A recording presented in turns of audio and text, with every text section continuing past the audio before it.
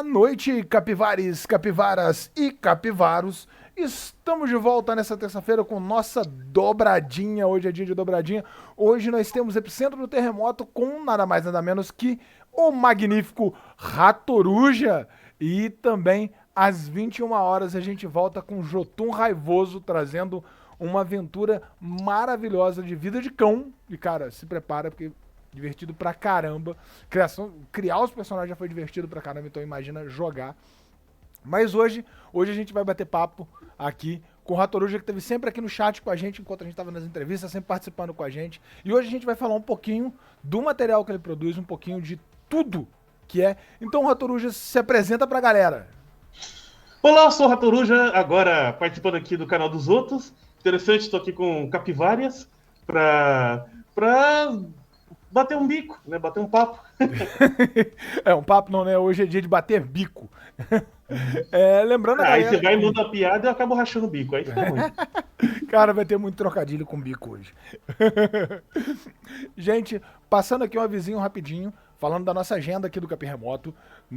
Hoje tá rolando aqui o Epicentro do Terremoto com o Acácio, com o Ratoruja. E às 21 horas a gente tem nosso one shot com a galera da Jotun Raivoso.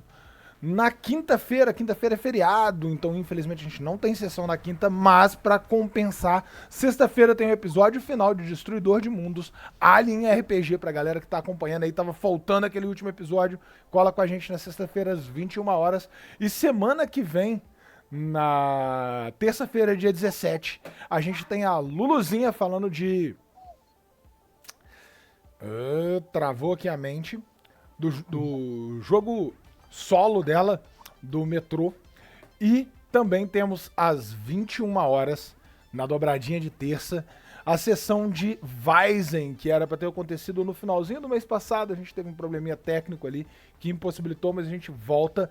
E quinta-feira, dia 19, tem estreia da nova campanha aqui do canal do Capim Remoto, com parceria com a galera do Narradores Narrados, com o Experimento 237, com Too Many Goblins, com Alice do Critei, com Jimmy, do canal do Jimmy, e é essa galera toda aí, jogando com a gente, Star Wars, a Alvorada da Resistência.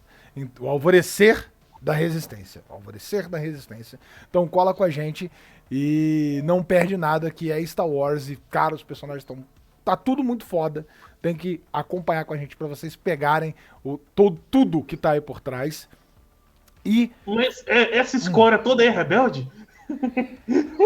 Escória olha, rebelde. Essa frase faz mais sentido do que você imagina.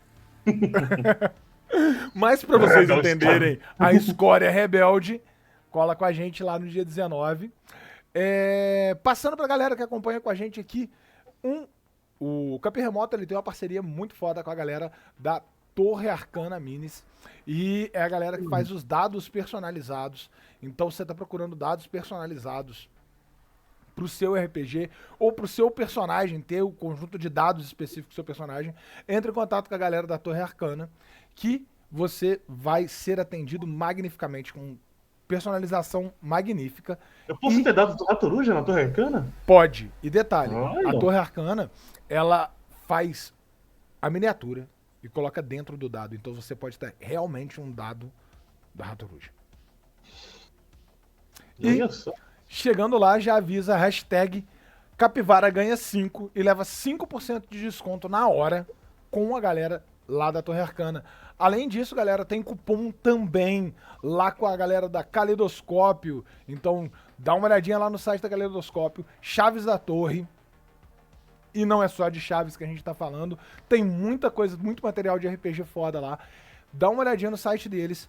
Tem promoção valendo também. Cupom Capirremoto 10 e leva 10% de desconto no site. Então não perde essa oportunidade. Capirremoto 10. A minha dicção me matando. Respira. Mas vamos lá, vamos falar um pouco de Ratoruja, vamos falar um pouco de tudo que você produz.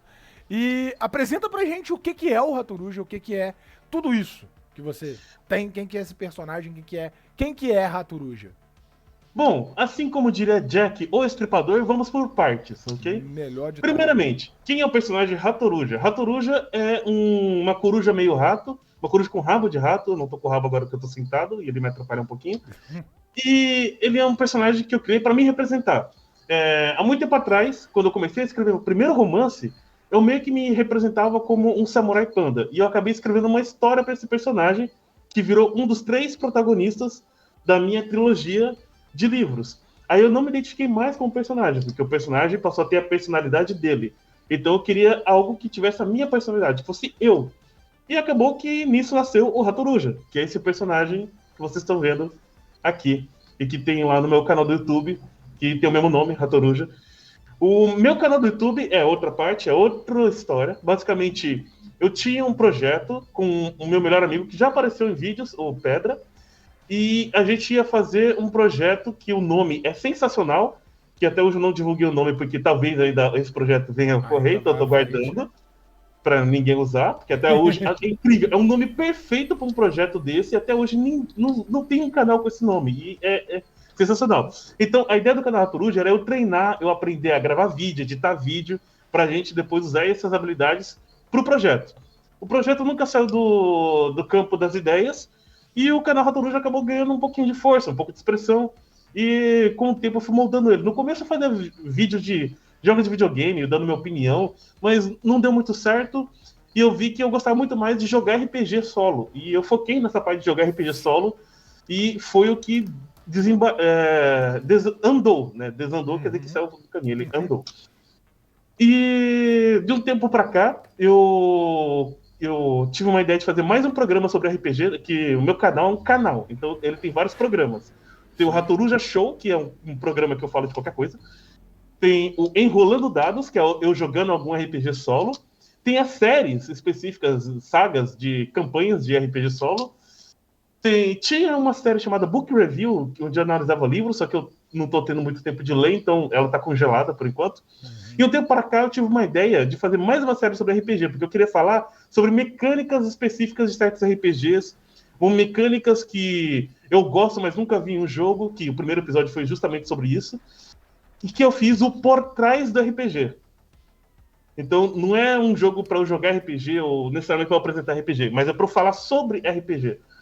Tanto que eu fiz um vídeo falando mal de D&D, um vídeo falando mal de Vampiro, já saiu o sábado agora um vídeo falando mal de GURPS. Aí o primeiro vídeo é uma mecânica de combate para jogo de robô. Por quê? Porque eu joguei o Fast Play do jogo da Mojubá, o Full Metal Cria. Cara, eu tava muito afim de jogar esse jogo. Então, eu joguei o Fast Play, né, a proposta inicial. Eu gostei muito do cenário, mas particularmente eu odiei o sistema de combate. Porque ele não tem a sensação de que você está controlando um robozinho. Então eu criei toda uma mecânica de combate de robozinhos, que passa na mecânica, nos dados e na dinâmica de como funcionam os turnos, que você está controlando um robô.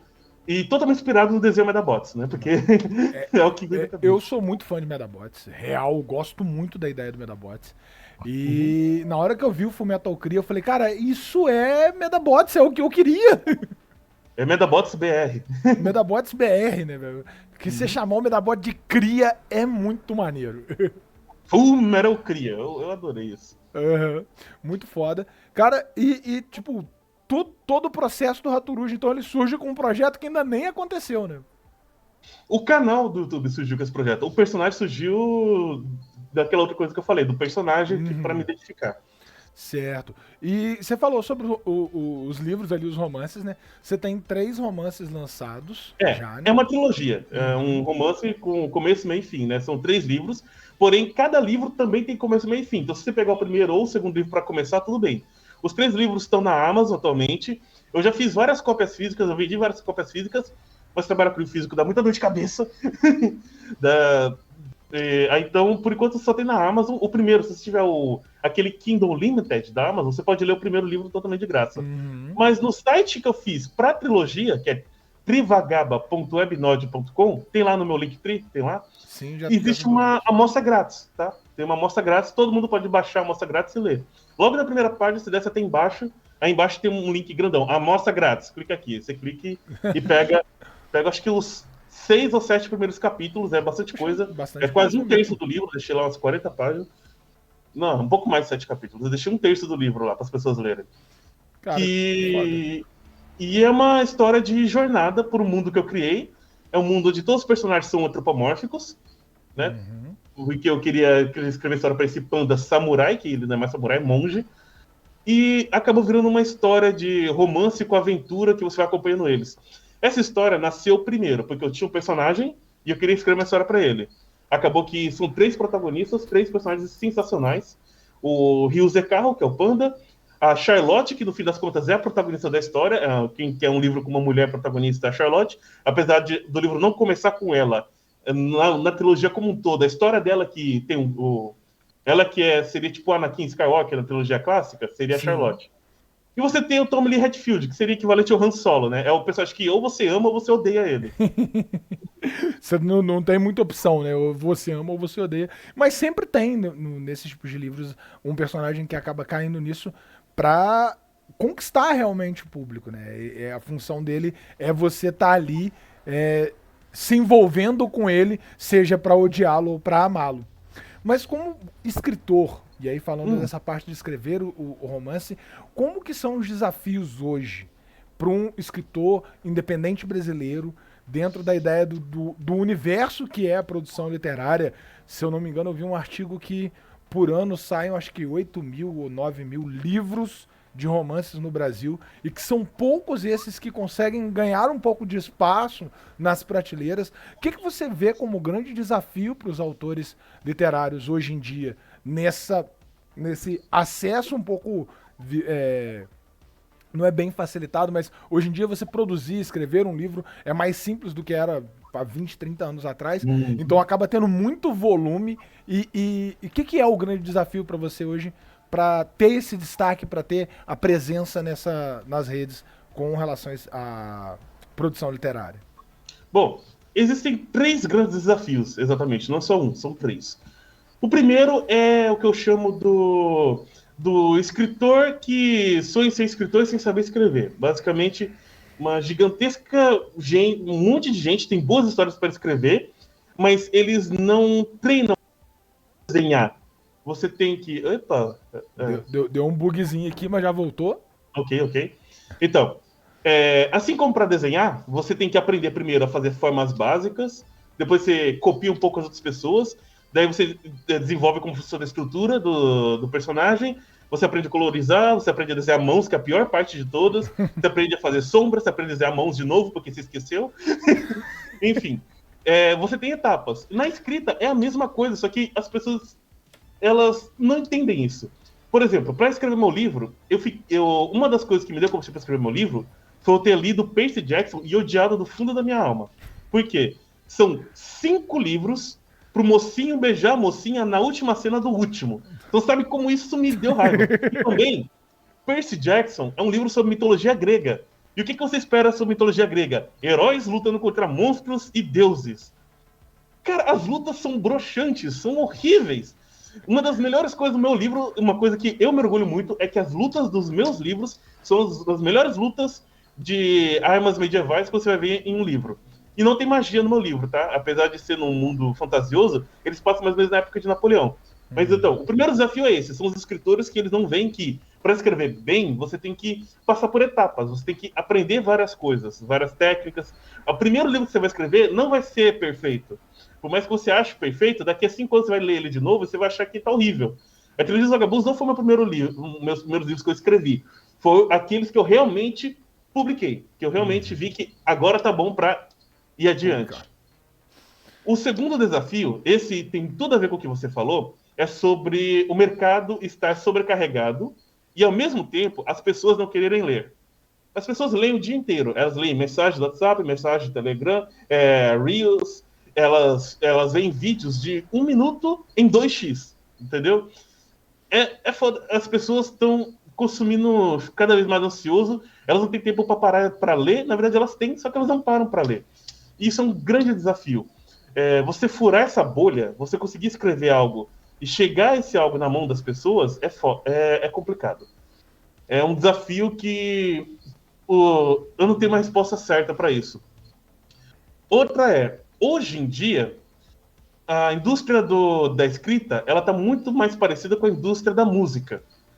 A indústria da música, as pessoas acham que hoje em dia a indústria da música só faz o que é moda. A indústria da música faz isso desde sempre. Basicamente, você tem que ser famoso primeiro para depois publicar um livro ou lançar uma música, entendeu? A pessoa já tem que ser famosa antes de conseguir a fama ou o sucesso. Lógico que existem exceções. Lógico que as pessoas vão falar, mas fulano saiu do nada e fez sucesso. Exceções sempre existem. Mas não é o padrão, o principal. O que eu faço, eu escrevo para mim, para eu me ficar satisfeito. E se eu conseguir um pequeno público, já tá de bônus, entendeu? Já é um bônus. Se as pessoas olharem suas criações dessa forma, elas vão se sentir mais felizes e elas vão conseguir se satisfazer melhor com suas próprias criações. Eu acho que esse é um caminho. Cara, você falou um caminho muito, muito bom, porque você tira a expectativa de ser um sucesso e coloca a realização em conseguir produzir algo. Isso é uma parada muito legal, muito forte, que tem um significado muito grande pra galera que produz. Cara, é muito difícil manter a concentração. Tem uma coruja tomando água, olha que coisa fofinha. É difícil isso. E uma coisa que você falou também que eu queria implementar foi a parte da pessoa que quer escrever um livro e não sabe escrever e tenta. Só vai.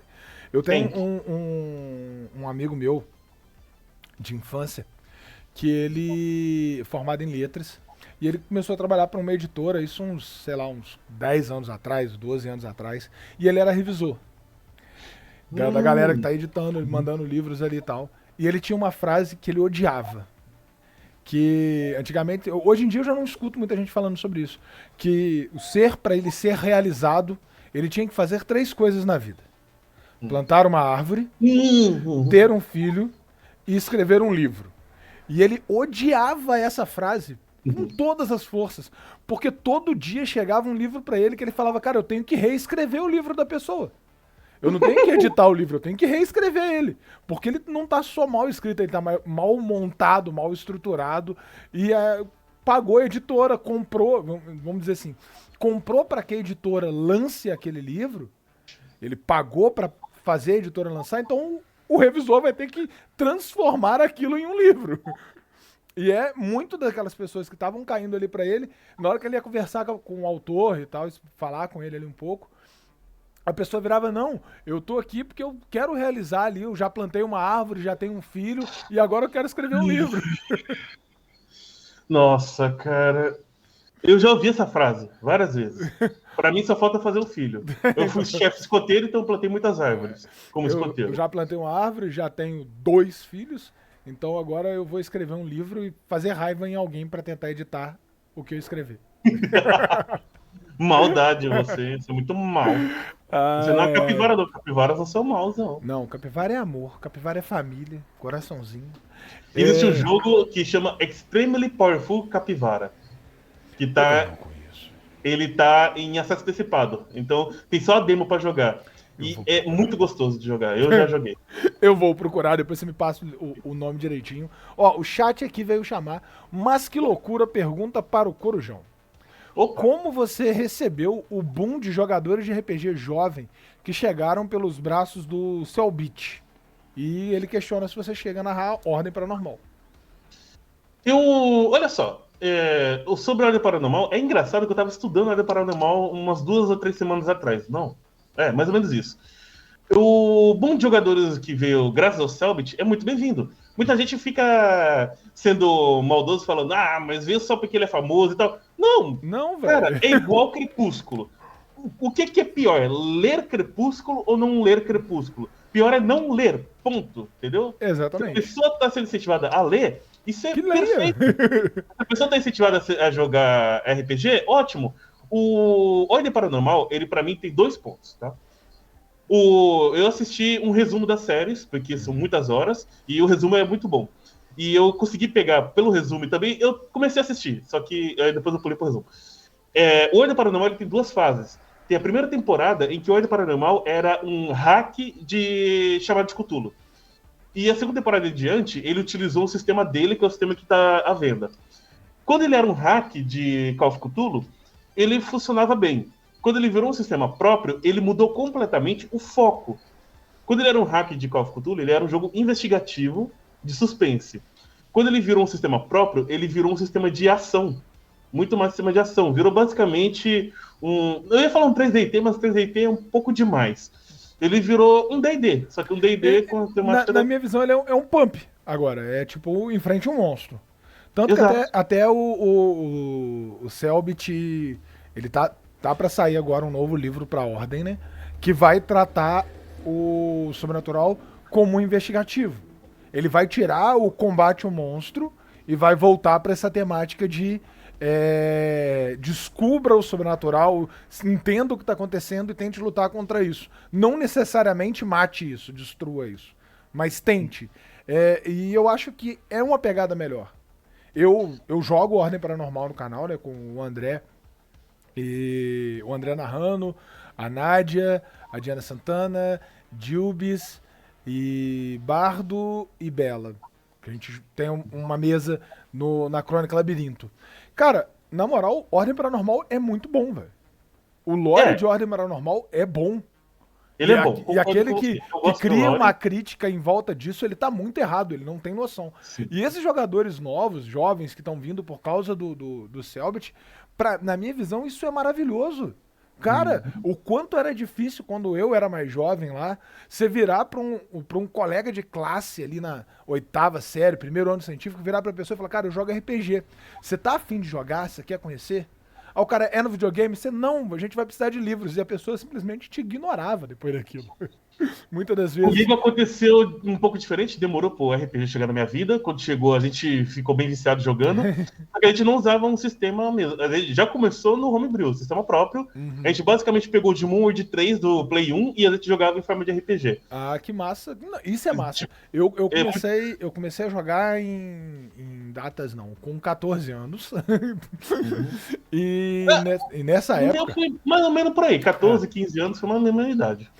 E nessa época, tipo, periferia, o meu grupo tinha, tipo, 5 pessoas que jogavam nessa periferia, só que a nossa cidade, né, Juiz de Fora, é uma cidade que ela tem um acesso ao RPG de uma forma diferente do restante do Brasil, na minha visão.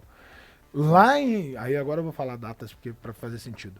Lá em 98, quando eu comecei a jogar, cara, eu conheci... sei lá, uns 10, 20 grupos de RPG diferentes na cidade, entre 99 e 2000, entre 98 e 2001. E eram grupos totalmente diferentes, que não tinham uma pessoa que vinculou todos para que aquele grupo existisse. Não, eram grupos realmente totalmente separados que eu conheci. E isso cresceu cada vez mais. Lá em 2001, em Juiz de Fora, tinha 3 lojas de RPG. Então, tipo, cara, eu só fui ver a minha primeira loja de RPG quando eu viajei, cara, porque a minha cidade, pra começo de conversa, é uma ilha. Eu moro numa ilha. Literalmente, eu tenho que pegar balsa se eu quiser ir pra um cinema. Não tem cinema na minha cidade. O cinema mais perto, eu tenho que pegar uma balsa e um ônibus. De mais de 1 hora, que atravessa uma serra pra eu pegar um cineminha. Pra você ter uma ideia. Então, é difícil eu ver filmes quando saem. Eu tenho que querer muito ver o filme pra eu fazer essa viagem. Então, RPG aqui, eu me esbarrei em um livro do jogador do D&D 3.5 na casa de um amigo rico do amigo meu. Você vê como foi difícil eu ver RPG pela primeira vez. Sim, e não é uma coisa só sua, tem muita gente que teve dificuldade com isso, né? E esse início do RPG é muito complicado para a maioria das pessoas, principalmente regiões periféricas, né?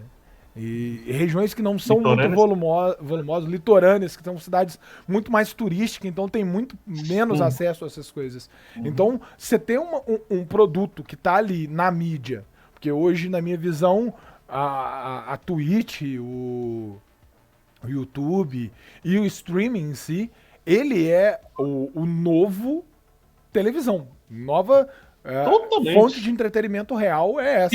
Eu não assisto mais televisão há uns 5 anos. Por quê? Mais do que 5 anos. 5 anos foi a hora que eu parei de contar. Então, eu tô um pouco mais que isso também sem assistir. A geração mais nova não tá parando pra assistir isso. Ela prefere assistir um stream de um jogo que ele gosta. O ponto é, na televisão, você tem que assistir o que tá passando. Exato. Na internet, você pode escolher aquilo que você quer assistir. Essa é a diferença. Essa é a grande diferença. E na produção ao vivo, né, que era o grande tchan da televisão, né, que é a produção ao vivo, o streaming é muito mais legal e aí eu posso atender o RPG. E aí, pô, você pega, por exemplo, eu assisti a última one shot do all shot, na verdade, do Cellbit, eu assisti a segunda parte do Quarentena. Cara, 240 mil pessoas assistindo, velho. Maravilhoso. Mano. Pra mim isso é maravilhoso. Tem 240 mil pessoas assistindo um produtor de conteúdo brasileiro.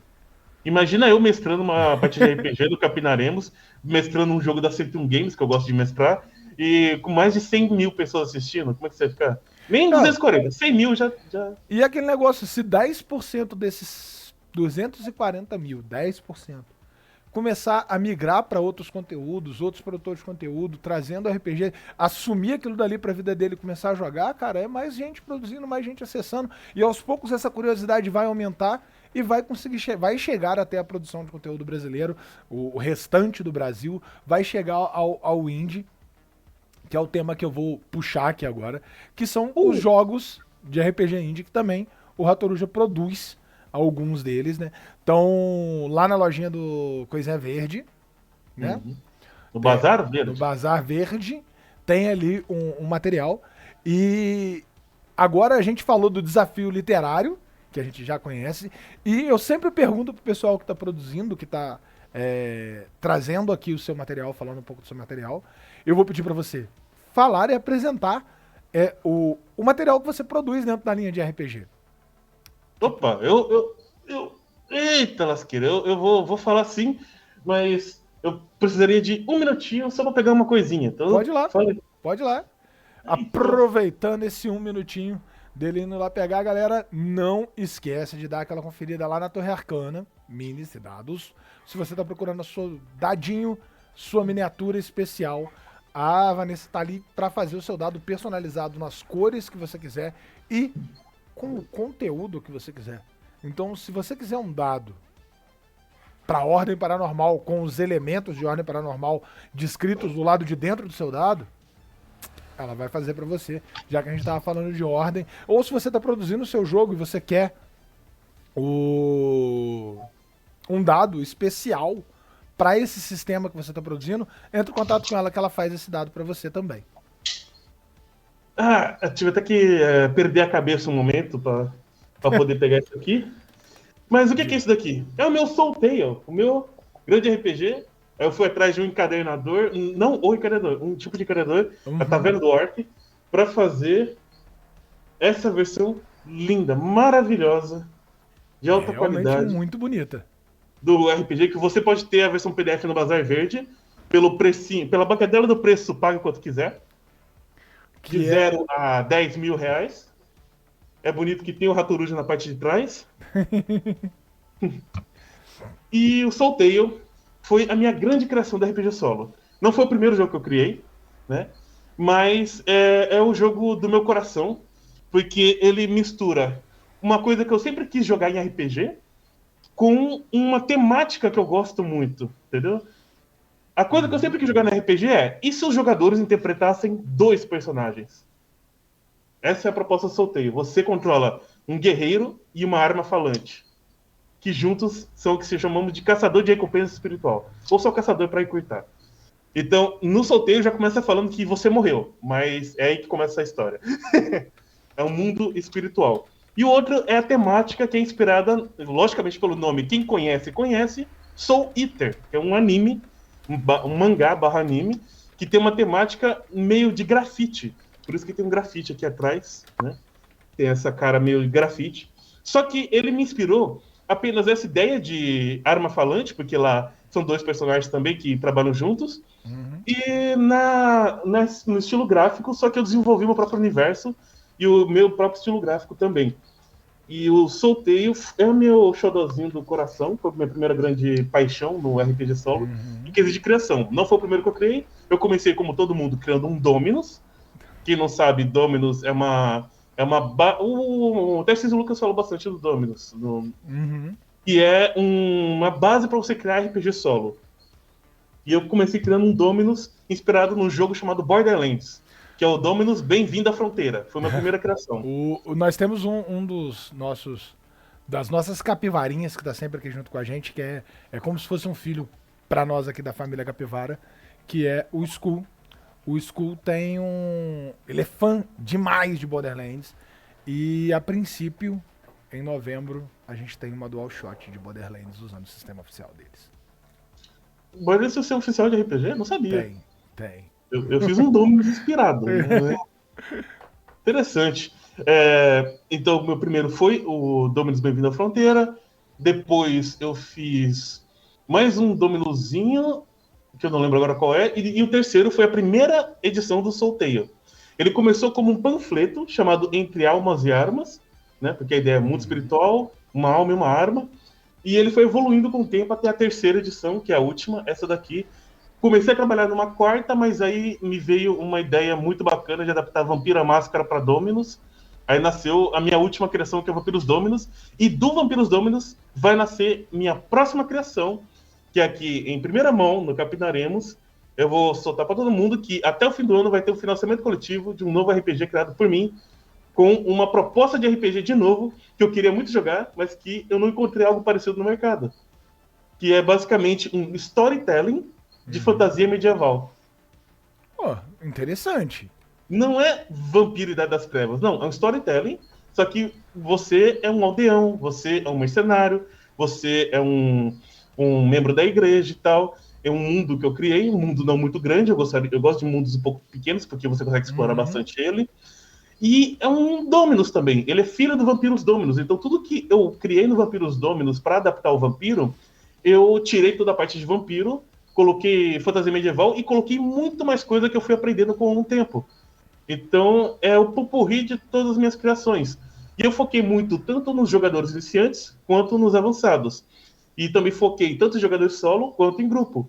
Então, ele vai ser um jogo, que ainda vai sair, que ele engloba tudo que eu já criei, só que ele vai ter essa temática de fantasia medieval, que é o tema mais famoso que as pessoas mais amam. Sim. O fantasia medieval tem sempre a galera que é apaixonada. E eu achei interessante a proposta. E falando de RPG solo, né, que boa parte da sua produção é o RPG solo.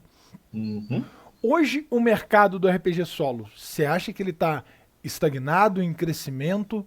Como é que você vê o mercado do RPG solo? Porque hoje eu tenho visto muita gente que produz RPG, já lança o RPG com sistema solo dentro ali. Aqueles outros já produzem o solo separadamente. Como que você vê esse mercado do RPG solo, do jogador de RPG buscando essas aventuras? Porque muitas vezes, infelizmente, ele não tem horário para encaixar com o grupo completo, porque você conseguir fechar o horário para ter 5 pessoas jogando não é tão simples, principalmente 5 amigos, né? E mesmo com o acesso online ali, que facilitou você conseguir montar grupos, muita gente tem ainda um pouco de dificuldade. Como que você vê esse mercado hoje do RPG solo? O mercado RPG solo é um mercado que é o nicho do nicho, só que ele está em ascensão.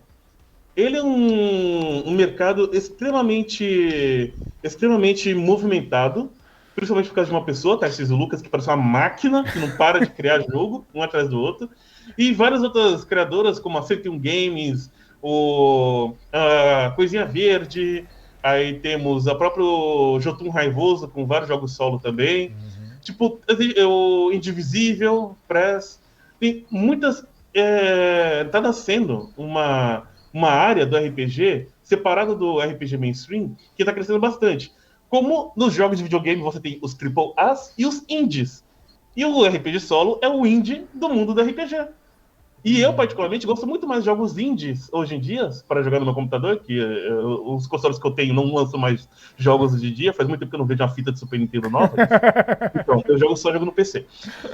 Então, eu jogo muito mais jogos indies. Por mais que meu PC aguente uns jogos mais pesadinhos, cara, eu só me divirto mais com coisa indie, porque eles experimentam, eles arriscam, eles fazem coisas, enquanto o AAA fica sempre na mesma coisa. E a mesma coisa acontece no mundo do RPG. O D&D já tá na sua 5ª edição. O Vampira Máscara já tá na sua 5ª edição. O GURPS morreu na 4ª edição. Então, 4 edições, 5 edições, 5 edições. É a mesma coisa de sempre. O Old Dragon 2, ele tá na segunda edição. Só que ele ainda é um D&D, entendeu? Na alma dele. Então, tipo, os jogos mainstream, os grandes jogos, eles são meio que a mesma coisa. Muda um pouquinho aqui, muda um númerozinho ali, muda um dadinho diferente a colar, mas é o mesmo jogo. Já na área indie, não. Você tem, por exemplo, o Gavaré do nosso querido João Passos. Você joga com pega-vareta. Aonde que você ia ter isso em um jogo mainstream? Né? Essa ainda é uma proposta que eu preciso ver presencialmente como funciona, porque isso ainda tá bugando muito a minha mente olhar pra pegar a vareta na mesa e falar assim, peraí. E isso ainda tem. Um jogo desse estilo, que a Liz descobriu, e eu não vou lembrar o nome do jogo agora por nada. Ela tava procurando um jogo pra narrar terror de cabana. Aquelas coisas de terror de cabana simples. E ela achou um jogo que usa um Jenga. Um Jenga? Caraca! Então você tá na mesa olhando assim, tu tem um Jenga gigante. E se você derrubar o Jenga, você morreu. Você pode morrer tanto no jogo quanto na vida real, se o Jenga cair na tua cabeça. Se for um Jenga do tamanho daquele... Jenga do Nossa, o Doff tinha pra quem não sabe, tinha um Jenga no Doff que cada peça tinha mais ou menos uns 40 centímetros. Sabe aquele apagador de lousa da sua escola? A pessoa fez um Jenga com aqueles apagadores. Aquilo fazia um barulhão. Mas essas propostas indies dentro desse cenário, eu acho bem interessante. E é realmente o que você falou. O indie, ele vem crescendo, ele vem se destacando, ele vem mostrando que tem mercado, que tem espaço, que... Tem muita gente que joga muito os mainstream ali, que joga a linha de grande popularidade do RPG, mas chega no final de semana, num certo ponto ali, se ele vira e fala, cara, eu preciso jogar alguma coisa diferente. Eu preciso fazer uma coisa fora da curva. E aí o indie, ele vai estar ali atendendo e acaba que essa pessoa vai uma vez, vai a segunda, daí a pouco o que era... de vez em quando já virou o principal do grupo e a galera tá só jogando o que é indie. E aos poucos o indie tá ganhando destaque, isso eu tenho achado bem bacana, principalmente dentro do cenário brasileiro. Ver produtores de RPG brasileiros se destacando, financiamentos coletivos brasileiros saindo com valores significativos, outros conseguindo produzir, que já era um desafio há alguns anos atrás. Você pensar em jogos de empresas de pequeno porte fazendo financiamento há 10 anos atrás era algo fora da curva. E hoje, ter o livro físico, você ter o seu livro que você produziu nas suas mãos ali e saber que tem pessoas jogando aquilo, eu acho que deve ser muito, muito foda. Cara, sempre que aparecia um vídeo de gameplay do Solteio, eu senti que valeu a pena, entendeu?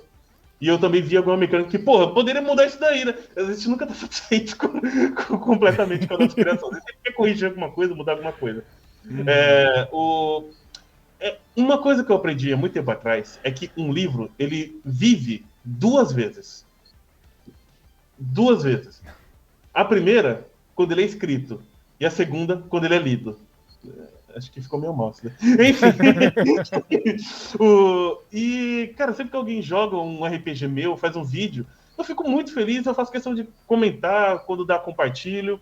E se você tiver algum jogo meu e for jogar, grave um vídeo, me marca que eu vou compartilhar, que eu vou ver e tal. Eu amo assistir as pessoas jogando jogos que eu criei. Eu acho muito, muito bom. Deve ser uma sensação muito gostosa. Você conseguir olhar ali e ver a pessoa... o seu sonho, né? Porque... Querendo ou não, tudo surge no mundo das ideias, surge ali no meio daquele sonho seu de que vai dar certo, e de repente você olha pro lado e tem uma outra pessoa que pegou aquilo dali, gostou e tá produzindo, tá jogando, tá vivendo aquela história que você desenvolveu ali. Isso pra mim eu acho que deve ser uma coisa única pro autor. Vivendo é meio subjetivo, já que em Solteio você já tá morto, né? Mas enfim. Mas eu tenho outros jogos, tipo, tem o jogo da minha trilogia dos Vagabundos, que é um jogo de você vai escrever um livro. Você no final vai desenvolver um livro em cima do jogo. Você pode, eu dou a permissão. É um jogo de escrita, tem gameplay no meu canal, onde você vai escrever um conto que se passa dentro do mesmo universo da trilogia dos Vagabundos. Basicamente, o que é um vagabundo? Eu tô falando isso direto, o nome da trilogia é Trilogia dos Vagabundos. Quem gosta de política vai achar que é uma coisa, mas não. A palavra vagabundo, se você olhar no dicionário, ela tem uma folha inteira de significados, ela tem muitos significados. Mas, um tempo atrás, acabou se popularizando um significado negativo da palavra. Uhum. Vagabundo é quem vive a vida errante, aquele que não tem casa, aquele que está sempre viajando. Pensando nesse ponto de vista, um herói das histórias que viaja por aí, enfrenta grandes desafios e continua seguindo adiante, é um É um vagabundo. vagabundo. Exato. Então a trilogia dos vagabundos, você acompanha 3 vagabundos, que são os protagonistas. É eles indo de problema em problema, né? O que motiva eles a viajar é ou fugir de problema ou ir resolver um problema. Basicamente isso. Porque se você colocar em mecânicas de RPG, e é muito fácil fazer isso, tanto que eu fiz o RPG, o Ryu, uma coisa principal, todos os personagens, eles têm defeitos. Isso é uma coisa que eu amo em livros. Se você faz um livro e o personagem não tem defeito, o personagem não tem vida. Ele tem que ter defeitos, ele tem que ter qualidades, mas os defeitos têm que ser mais importantes, quer dizer, o defeito marca mais. Então, o Ryu, ele é altruísta, ele quer ajudar todo mundo. E esse negócio dele ajudar os outros, ele acaba ferrando ele e os amigos dele. Entendeu? E esse é o problema dele resolver, se querer ajudar todo mundo, ele sempre se põe em problema. Ó, mais uma perguntinha do chat aqui, que veio do Último RPG, que é um nick muito bom. Apesar que não existe o Último RPG, porque sempre vai ter o próximo. Mas é um nick muito bom. A pergunta pro Ratoruja: é difícil publicar um livro? Precisa de editora? Como você fez? É difícil publicar um livro? Sim e não. Precisa de editora? Necessariamente não. Mas, é assim, a editora facilita. Esse é o ponto. Tudo que a editora faz, você consegue fazer por conta própria se você estudar como fazer. Por exemplo, a editora, ela vai registrar o livro. Esse aqui é Creative Commons, não tem registro. Então, ela vai registrar o livro, que é aquele códigozinho de barra que tem embaixo do livro. Minha trilogia tem, ela é registrada. A editora, ela vai fazer a revisão do livro, igual aquele seu amigo que faz a revisão do livro. A editora, ela vai mandar o livro para a gráfica, para ser impresso. E ela vai mandar o livro para as livrarias para ser vendido. Tudo isso você pode fazer sem uma editora. Você pode pegar o documento do seu livro, enviar para a Biblioteca Nacional e eles vão fazer o registro do livro. E você vai receber o código de barras para pôr no livro. A revisão, você pode pagar um revisor para fazer. Algum amigo. Eu paguei um professor chamado Orlando, né, que eu chamo ele de Aloado, que era o nome dele no Facebook. E ele está nos 2 primeiros livros, o terceiro não foi ele que revisou, foi um outro amigo meu, que na época se chamava Daniel, hoje ele mudou de nome, só que eu não lembro o nome dela agora, e fez um trabalho excelente. Então, essa parte da revisão foi feita de outra forma. A parte de impressão, eu fui atrás de uma editora, de uma gráfica que faz livros sobre demanda. Então, eu fiz um financiamento coletivo para o último livro, mas para o primeiro e para o segundo eu fui atrás de patrocínio. Eu fui na Fundação de Arte da minha cidade. Curiosidade que agora eu trabalho lá, mas enfim. Eu fui na Fundação de Arte da minha cidade e eu pedi um apoio financeiro. Como é uma fundação de arte, eles têm o dever de fundiar arte. E o livro é uma forma de arte. Então eles deram um apoio financeiro e com esse apoio financeiro eu consegui custear o livro. Não sobrou dinheiro para mim, entendeu? Mas eu consegui imprimir o livro. Então o que eu vendesse o livro seria o meu dinheiro, basicamente. Dinheiro esse que eu já tinha gastado antes com as ilustrações do livro e com a revisão do livro. No fim das contas, eu fiquei no 0-0, mas eu fiquei muito feliz. Isso foi a parte de impressão do livro. E para vender, eu vendo. Eu fui em feiras literárias para vender o livro, eu vendi o livro online, eu fui vendendo o livro. Então, por mais que eu não entre numa livraria, meu livro não esteja ali, mas eu levei o meu livro em algumas lojas e eu posso deixar meu livro aqui à venda? Pode, eu passo aqui semana que vem e tal. E você vende. É muito mais trabalhoso. E hoje em dia, com a internet, você consegue vender pela internet. Eu vendi livros pela internet também. Então, a editora, ela vai fazer tudo isso. Mas tudo isso tem um preço, e é um preço alto. Você paga pela facilidade, pela simplicidade, né? Para a editora fazer essa parte difícil. Mas lançar um livro, como eu disse, não precisa de nada disso. Nem mesmo registrar o livro você precisa. Você pode lançar o livro em Creative Commons. Tem muito vídeo no YouTube explicando como é que funciona Creative Commons, né, que é basicamente sem direitos autorais. Ah, mas se eu lançar sem direito autoral, alguém vai poder copiar o meu livro. Bom, aí você pode fazer da outra forma que eu fiz a trilogia dos vagabundos, fazer o registro e tal. Se você for atrás, você vai conseguir lançar o seu livro. Mas é trabalhoso, né? E muita gente não quer ter esse trabalho. Produzir um livro, lançar algo, é complicado, não vai ser simples. Se fosse simples, a gente não tinha 8 mil livros, mas sim 30, 40, 100 mil livros sendo registrados anualmente. Uhum. Muita gente para nessas dificuldades. E então buscar uma forma de escrever, editorar esses livros é parte do processo ali, mas é parte do desafio. Um dos grandes desafios que a galera falou foi muito o lidar com a gráfica, que é um grande problema, que a maioria, a maioria das pessoas Meu último livro teve atraso. a maioria das pessoas que a gente conversou aqui no canal falando sobre produção, falando produzir um livro, lançar um livro, sempre exemplificaram essa questão da dificuldade com as gráficas. Então, se trabalhar, sentar, conversar, reunião em cima de reunião com a galera, para conseguir deixar tudo certinho, para você conseguir acertar datas e tudo, que deve ser. Para vocês saberem, papel é muito caro. É só você parar pra pensar que o dinheiro é feito de papel, então é caro. Tudo é muito caro nesse caso. Ratoruja, a gente tá caminhando pro nosso finalzinho ali, pra gente entrar no intervalo até a nossa sessão da Jotun. Mas já foi tão rápido. É um bate-papozinho que vai fluindo, a gente não vê o tempo passar, realmente. E eu queria falar sobre uma coisa que a gente não falou ainda, que foi ser o Ratoruja, essa questão do Fury. Não é Fury que fala. Furry. Furry. Furry. Se você quer falar com o inglês perfeito, é furry. Mas se você quer falar como eu falo, que é o inglês brasileirado, é furry. Então, eu não falo direito nem o português, quanto mais o inglês.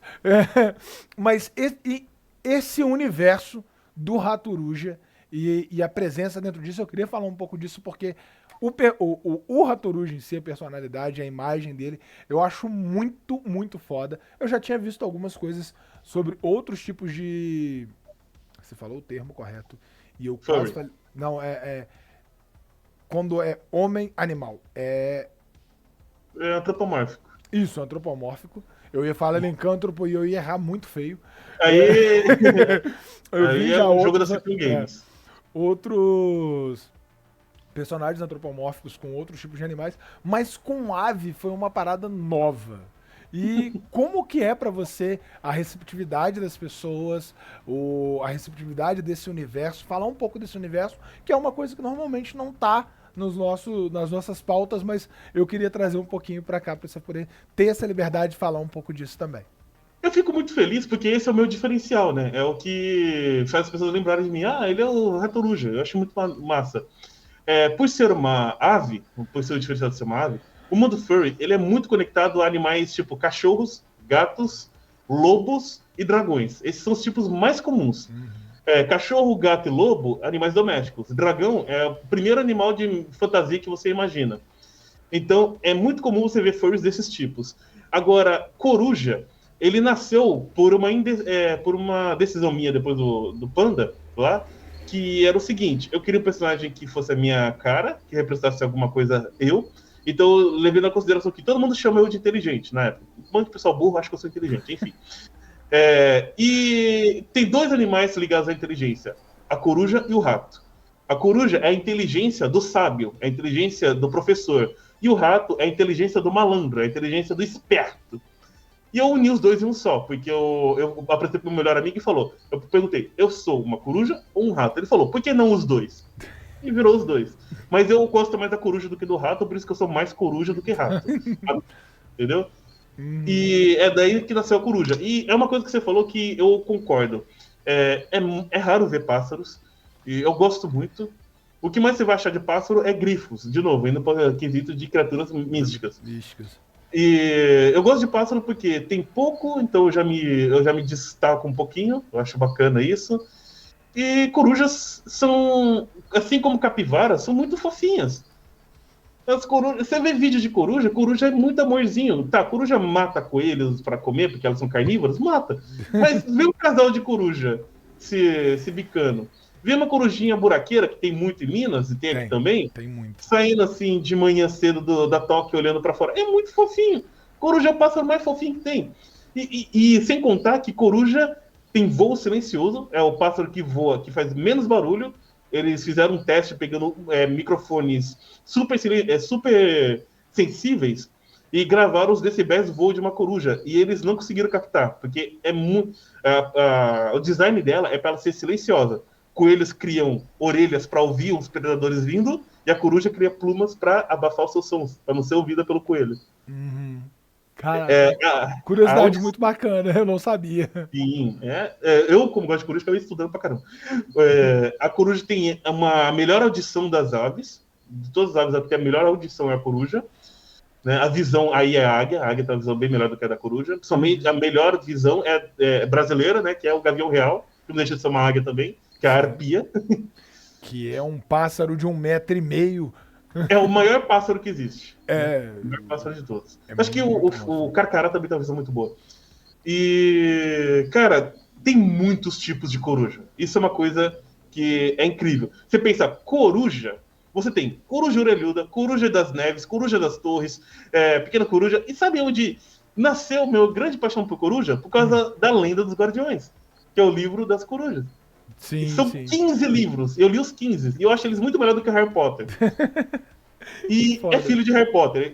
Elementos que tem em Harry Potter também tem lá, tá? Tem tipo um Voldemort equivalente lá. É muito maneiro. Eu recomendo todo mundo a ler os livros. O filme.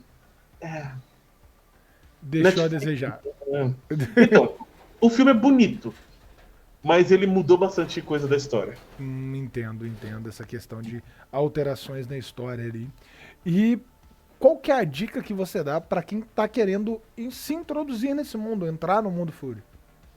Cara, a minha dica, cara, é tentar se divertir, tentar querer ser você mesmo, porque muitos furries, eles viram furries mais pra ser eles serem eles mesmos, sabe? E não usar drogas. Porque, como diria o Miranha, fuma não, pô. Cigarro da Curse. E também entender que a Furry Fandom, assim como qualquer fandom, tipo fandom otaku, fandom de Star Trek, tem um lado ruim.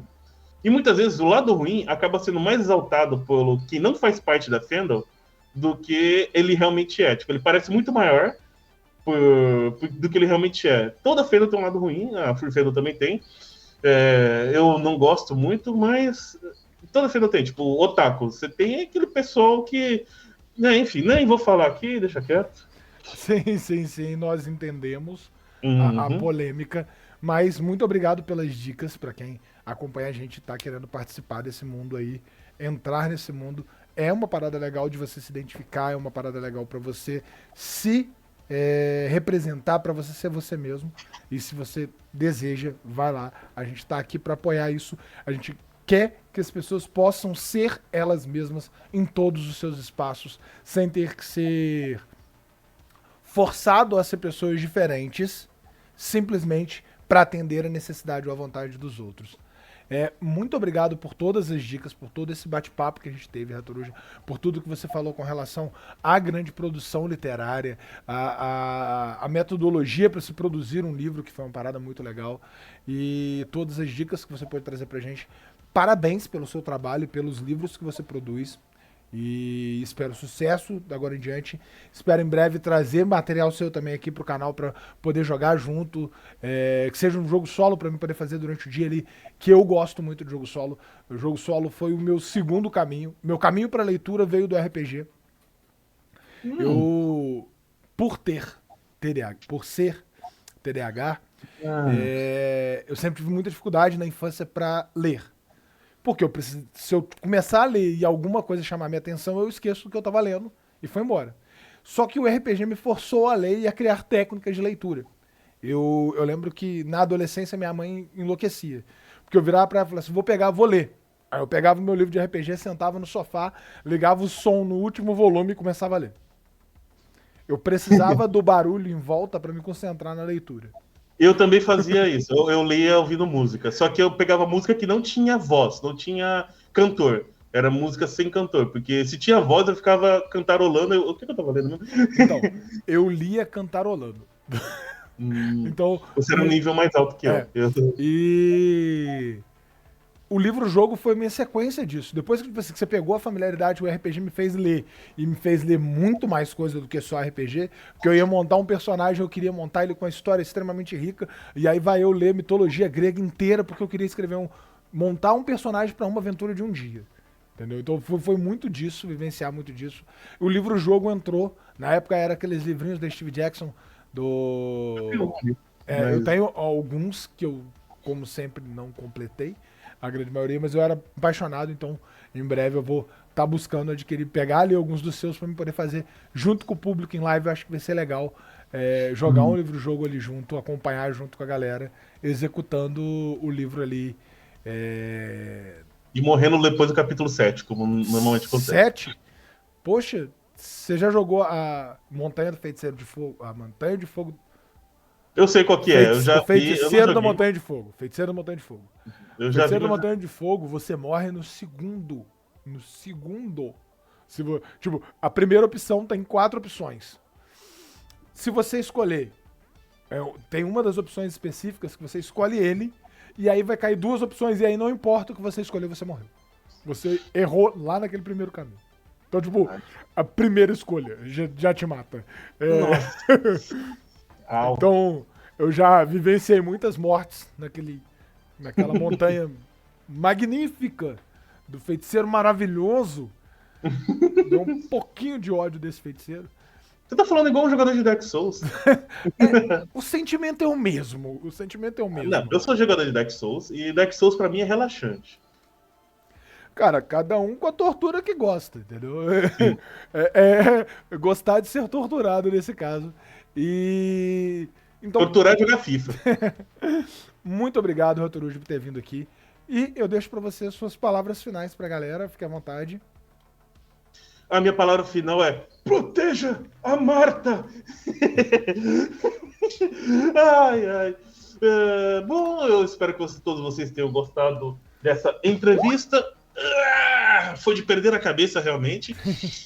E foi um enorme prazer estar participando daqui do canal. Espero participar outras vezes, quem sabe mestrando, jogando ou só falando mal mesmo.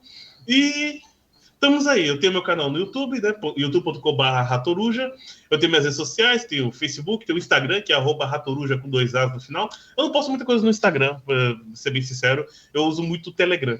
E acho que é isso, de forma geral. E de novo, reforçando aqui, exclusividade no Capinaremos, né? Até o final do ano vai ter um financiamento coletivo do meu próximo jogo, que é um storytelling de fantasia medieval. Beleza, gente, vamos ficar de olho. Chegando mais próximo, a gente faz uma nova entrevista para você falar focado nesse projeto, entendeu? Para apresentar o projeto, a gente já apresentar ele já com financiamento ali, já com data. Então você já fica marcado esse retorno seu aí em breve para bater um papo sobre isso. E muito obrigado, galera, que acompanhou a gente até aqui. Não vão embora, fiquem aí. A gente vai entrar no intervalozinho, a gente vai entrar já com a abertura da sessão da galera da Jotun Raivoso. Então fiquem de olho aí, acompanhem com a gente. Em breve a gente tá de volta. Eu vou trocar a cena aqui pro intervalo e a gente volta. Beleza? Tchau, tchau! Fumo que fumo. Cara, fui. Pera. Cadê?